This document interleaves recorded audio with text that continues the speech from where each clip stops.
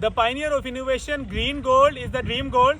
हमेशा की तरह ग्रीन गोल्ड आपके लिए ले आया ऑरेंज कैरेट के अंदर एक ज़बरदस्त वैरायटी ट्रूपर F1 और बुलडॉग F1। माशाल्लाह इस गाजर की खूबसूरती आप देख सकते हैं, इसकी लेंथ और इसकी माशाल्लाह से प्रोडक्शन इंतहाई ज़बरदस्त है। ये एक ऐसी गाजर है जिसको आप जितनी देर रखेंगे उतने ही अरसे में आपके इसके पैसे बढ़ते जाएंगे।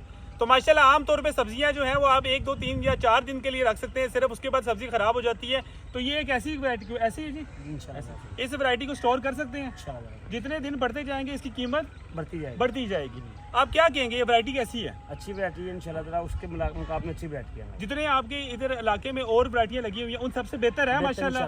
माशाल्लाह ये ऑरेंज कैरेट से क्या कहते हैं कि जी किसान आजकल बड़ा मुश्किल में है, पैसे नहीं कमा सकता, तो क्या इस गाजर से पैसे कमाए जा सकते हैं? हमारे हैं माशाल्लाह माशाल्लाह जी। चला ये बुलडॉग और ट्रूपर एक जबरदस्त वैरायटी है। मैं आखिर में नारा लगा के अपनी वीडियो का इख्तिताम करूंगा, ग्रीन गोल्ड जिंदाबाद।